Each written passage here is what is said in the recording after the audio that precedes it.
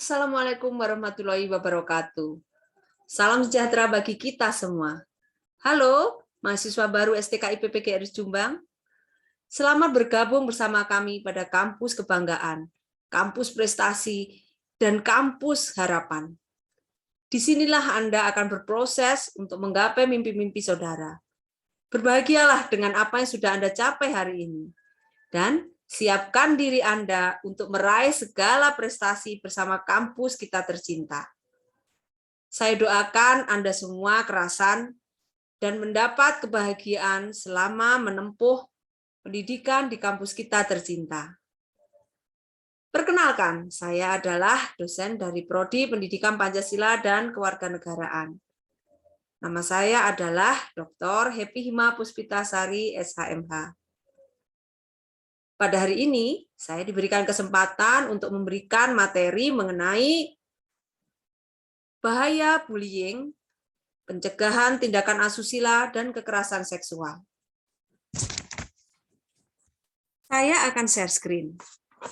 Teman-teman mahasiswa baru, saya harapkan Anda semua memperhatikan materi saya berikan dan bisa memberikan masukan Anda atau pendapat Anda pada forum. Atau kalau Anda ada kepentingan yang lebih dalam, saya bersedia dihubungi dengan WA. Saya akan mencantumkan WA saya nanti. Oke, saya share screen dulu.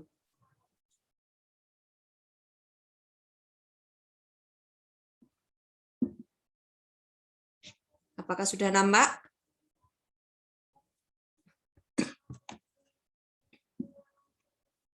Oke. Materi kita adalah pencegahan terhadap perbuatan asusila, perundungan, dan kekerasan seksual.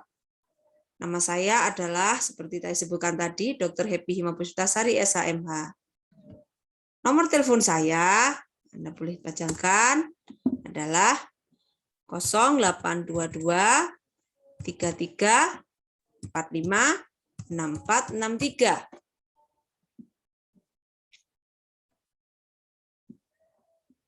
Kita mulai. Tindakan asusila adalah perilaku yang tidak sesuai dengan aturan atau norma-norma atau kaidah kesopanan yang berlaku di masyarakat.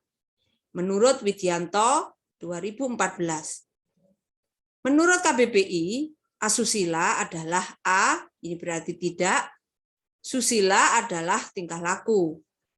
Asusila berarti tidak baik tingkah lakunya. Saya besarkan. Perbuatan asusila sesuai dengan ketentuan KUH pidana bahwa tindak pidana kesusilaan merupakan termasuk dalam kejahatan terhadap kesopanan.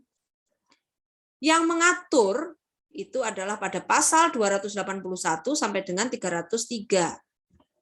Asusila adalah perbuatan atau tingkah laku yang menyimpang dari norma-norma atau kaidah kesopanan yang saat ini cenderung banyak sekali terjadi pada masyarakat. Semakin maraknya kasus kejahatan yang terjadi terutama mengenai kejahatan kesusilaan. Ini pendapat dari Leiden Marpaung 1996. Kita masuk pada anti perundungan. Salah satu dari tindakan asusila. Anti perundungan kita sebut juga sebagai bullying.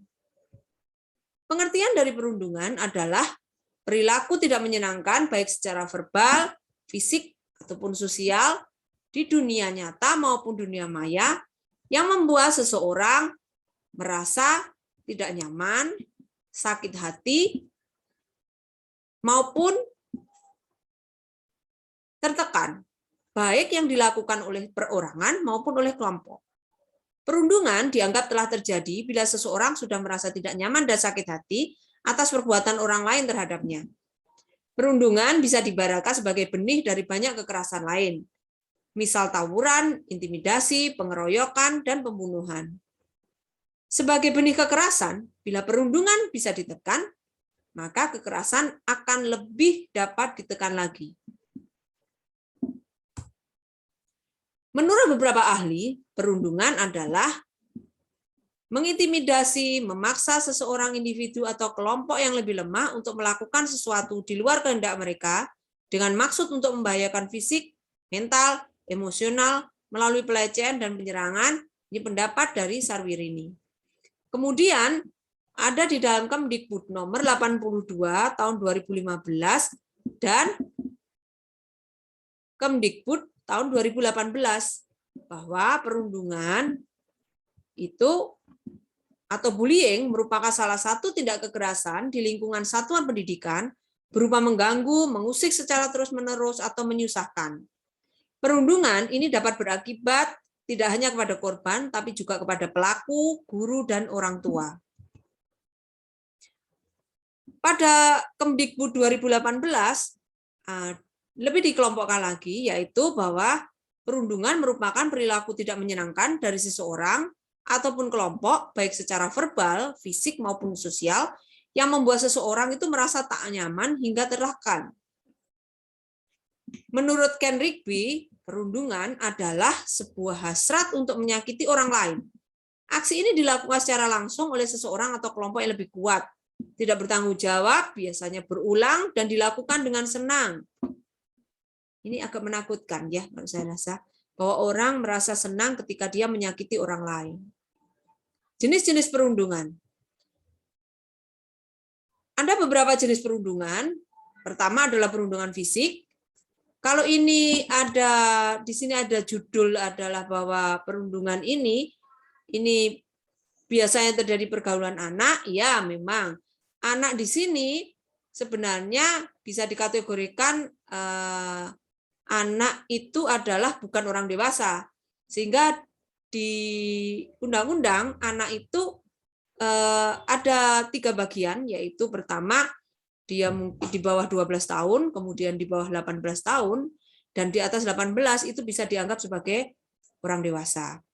Tetapi ketika dihadapkan dengan istilahnya hukum perdata, ada juga yang menyatakan bahwa batas usia anak adalah sampai dengan 21 tahun atau sudah menikah. Nah, ini. Jadi sampai mahasiswa pun ada kemungkinan Anda masih disebut sebagai anak. Perundungan fisik, yaitu tindakan intimidasi yang dilakukan sebagai usaha untuk mengontrol korban dengan kekuatan yang dimiliki oleh pelaku. Di antaranya adalah menendang, memukul, meninju, menampar, mendorong, dan serangan fisik lainnya. Bullying ini biasanya lebih mudah dikenali, karena biasanya tampak, ada akibat, ada luka, dan lain sebagainya. Kemudian bullying verbal. Bullying verbal ini merupakan jenis perundungan yang dilakukan dengan menggunakan kata-kata, sebutan atau panggilan yang menghina. Pelaku perundungan ini akan terus melakukan penghinaan untuk meremehkan, merendahkan, dan melukai orang lain.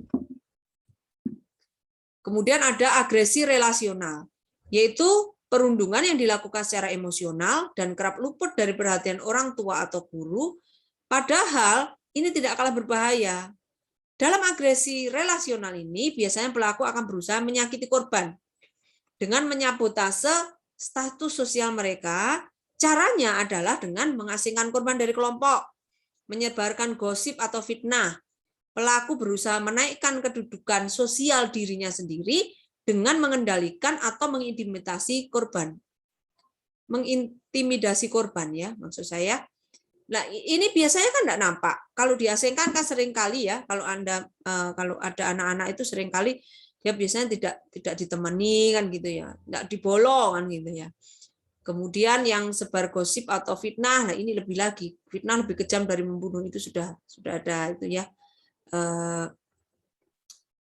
Bahkan di agama Islam, agama yang saya anut itu juga ada. Saya rasa semuanya, karena dengan fitnah itu bisa menyebabkan seseorang istilahnya dianggap melakukan sesuatu padahal belum tentu. Lah ini kadang sangat berbahaya. Selain itu juga menaikkan kedudukan sosialnya dari pelaku. Ini kemungkinan besar adalah seperti halnya ketika seseorang itu dia kalau di online mungkin atau di media maya itu adalah istilahnya ya, apa istilahnya, dia berusaha untuk membaik-baikkan dirinya sendiri, tetapi dengan cara menjelek-jelekan orang lain. Nah, ini yang bahaya. Kemudian yang keempat, ya ini yang sekarang ini lagi booming ya, cyberbullying, yaitu tindakan perundungan yang terjadi secara online di dunia maya.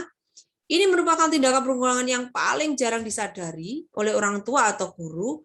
Pelaku melakukan perundungan dengan cara melecehkan, mengancam, mempermalukan, dan menargetkan korban melalui media online. Nah, ini banyak ya. Lanjut di sini, bahwa sebenarnya perundungan sendiri atau bullying itu sudah masuk dalam ranah perbuatan pidana. Ada beberapa pasal dalam Kitab Undang-Undang Hukum Pidana yang berkaitan dengan bullying.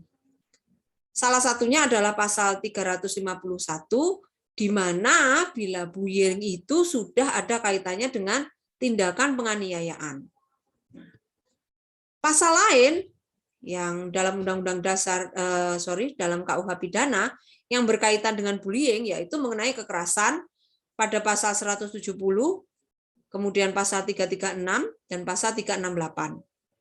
Pasal ini sering dikaitkan dengan kekerasan yang ada indikasi ancaman, ya, ada ancamannya.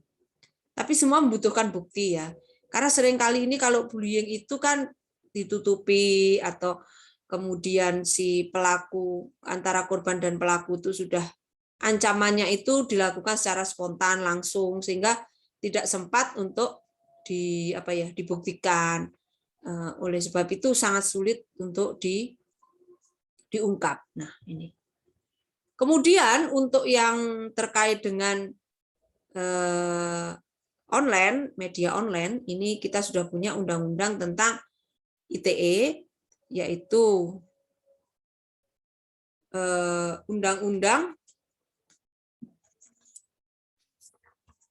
Pasal 27 ayat 3 Undang-Undang ITE, di mana setiap orang dengan sengaja atau tanpa hak dapat mendistribusikan dan atau mentransmisikan atau membuat dapat diaksesnya informasi elektronik dan atau dokumen elektronik yang memiliki muatan penghinaan atau pencemaran nama baik. Kemudian juga ada pada pasal 28-nya, di mana setiap orang dengan sengaja dan tanpa hak ini menyebarkan informasi yang tujuannya untuk menimbulkan rasa kebencian atau permusuhan antar individu maupun antar kelompok berdasarkan atas ras, suku, agama, atau antar golongan. Nah, ini. Saya lanjutkan. Apabila ada yang ingin ditanyakan, bisa menghubungi saya ya di forum. Kan kita pakai Spada ya, kita pakai Spada STK IPP Jombang, sehingga Anda akan mulai belajar untuk menggunakan pembelajaran melalui media Spada STK IPP Jombang. Jadi nanti di situ monggo dimanfaatkan teman-teman baru mahasiswa STK IPP Jombang mencoba melakukan aksi ya, atau Anda melakukan pembelajaran melalui media online, di mana nanti bisa memberikan pendapat, menanggapi apa yang sudah saya sampaikan melalui forum. Diskusi tentu saja ya. Oke, saya lanjutkan, yaitu kekerasan seksual. Nah, ini kayaknya senang agak kalau begini-begini ya biasanya. Anak-anak muda itu selalu cenderung untuk tertarik dengan hal-hal yang agak berbau istilahnya seksual kan gitu ya. Ini. Tetapi di sini kita pada kondisi yang agak miris ya, karena ini adalah kekerasan seksual. Oke, pertama kita harus paham dulu apa itu kekerasan seksual. Kekerasan seksual adalah setiap perbuatan merendahkan, menghina, menyerang, atau tindakan lain terhadap tubuh yang terkait dengan nafsu perkelaminan, hasrat seksual seseorang, atau fungsi reproduksi secara paksa, bertentangan dengan kehendak seseorang, atau tindakan lain menyebabkan seseorang itu tidak mampu memberikan persetujuan dalam keadaan bebas karena adanya ketimpangan relasi kuasa, relasi gender, dan atau sebab lain. Yang akibatnya adalah penderitaan atau kesengsaraan terhadap korban secara fisik, psikis, seksual, kerugian secara ekonomi, sosial, budaya, ataupun politik.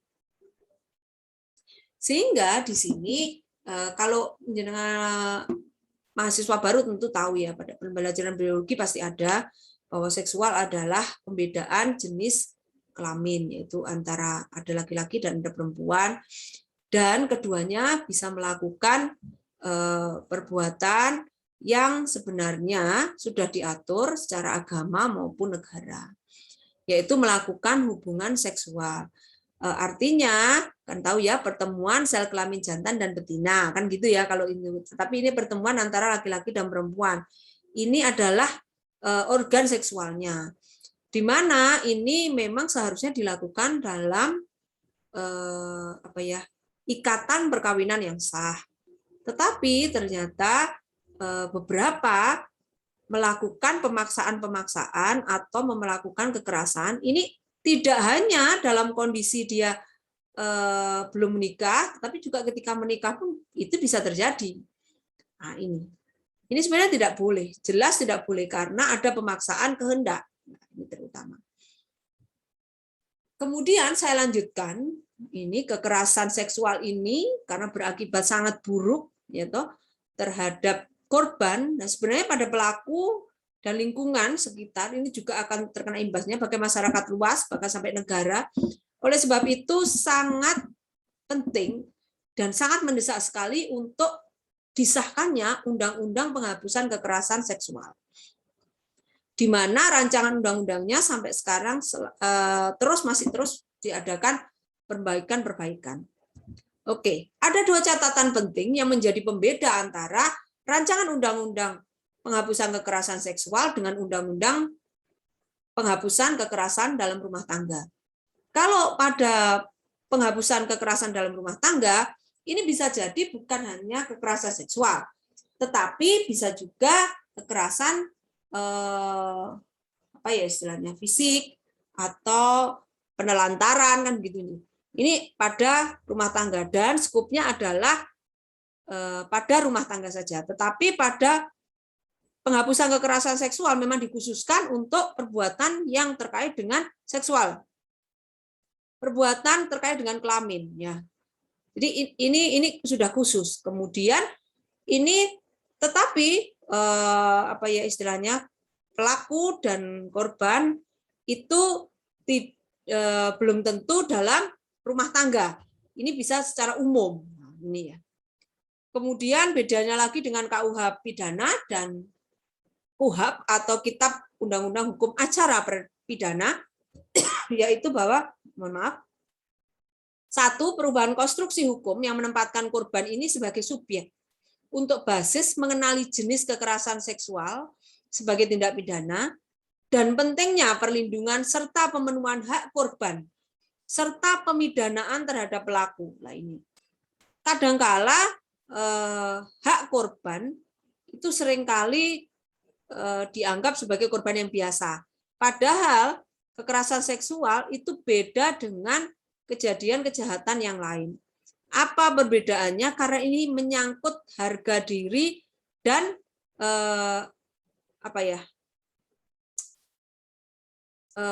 lebih pada perasaan ya. Jadi lebih pada perasaan. Selain dari psikis, fisik, tapi juga mental. Nah, ini yang paling penting. Kemudian kadangkala sistem pemidanaan itu tidak memihak pada korbannya, tapi lebih memihak kepada pelaku. Nah, mungkin nanti yang kita akan bicara bisa ketika kita bicarakan tentang victim blaming, atau artinya bahwa salah satu penyebab dari terjadinya kejadian itu adalah dari ulah korban. Nah, ini harusnya dirubah. Nah, seperti itu. Kemudian yang kedua, perubahan sistem hukum, khususnya hukum acara, termasuk pembuktian, yang memberikan kemudahan bagi perempuan dan anak korban untuk mendapatkan akses keadilan. Ya, biasanya korban itu akan kesulitan untuk melakukan apa ya istilahnya penuntutan karena proses pembuktian. Bagaimana kekerasan seksual itu bukti-buktinya tidak sama dengan ketika melakukan pencurian, gitu ya. Tidak sama dengan ketika seseorang melakukan pembunuhan. Mohon maaf. Biasanya pelaku dan korban ini tentunya ketika kejadian itu berlangsung kan gitu ya, tidak ada saksi. Kemudian mau dibuktikan seperti apa kan gitu ya. Ada visum memang, tetapi kadangkala hal ini terjadi seringkali, berkali-kali, sehingga visum pun ini hanya pada saat ketika ditemukan. Nah, gitu nih. Tetapi sebelum-sebelumnya ketika kejadian-kejadian sudah ada sebelumnya itu sangat sulit untuk dibuktikan. Nah, ini dengan rancangan undang-undang penghapusan kekerasan seksual ini diharapkan korban akan juga memperoleh kesempatan untuk bercerita. Artinya baru cerita korban ini juga bisa menjadikan bukti. Nah, ini biasanya kan enggak boleh kan. Ini harusnya boleh karena memang yang terkait langsung yang menjadi saksi itu juga korban, saksi korban. Tapi saksi yang lainnya bahkan tidak ada dan saksi pelaku. Nah, seringkali kalau pelaku kan banyak enggak ngakunya. Nah, ini yang harus dibuktikan. Kemudian ketika akibat ini yang terdalam adalah kehamilan di luar kehendak dari seorang ibu atau wanita atau perempuan, inilah yang menjadi mungkin selain malu ya tentu saja mental ini semua psikis, tapi ini ada akibat yang juga menjadi sesuatu yang sangat berat bagi korban, yaitu ketika dia kemudian hamil. Kehamilan ini tentunya akan membawa dampak yang sangat sangat luas, sangat lama dan sangat mempengaruhi kehidupan korban selanjutnya sampai selama-lamanya. Nah, ini tidak bisa dianggap remeh. Jadi inilah yang harus juga diperhitungkan. Ketika kemudian harus melakukan tes DNA pun ini juga mahal sekali. Nah, ini belum tentu kita bisa.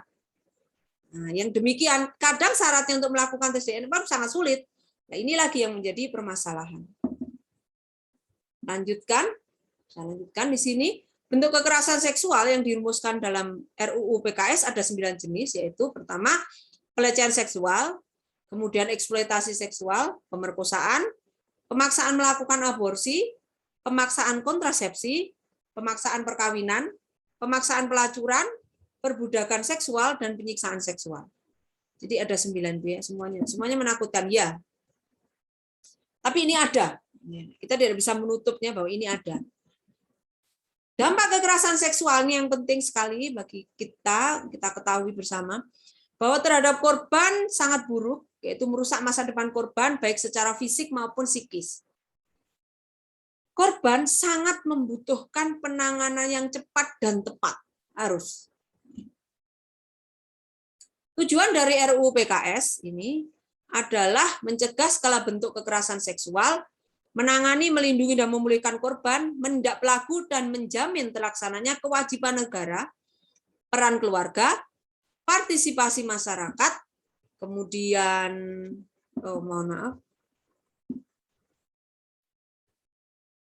tanggung jawab korporasi dalam mewujudkan sebentar ya, ini agak tidak jelas. Saya skip dulu.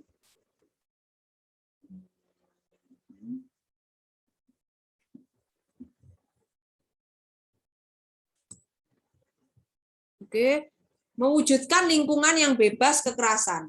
Nah, ini korporasi ini tempat bekerja, kemudian lingkungan sekolah, kemudian lingkungan segala untuk lingkungan ekosistem mungkin yang masyarakat ya, kemudian perkumpulan.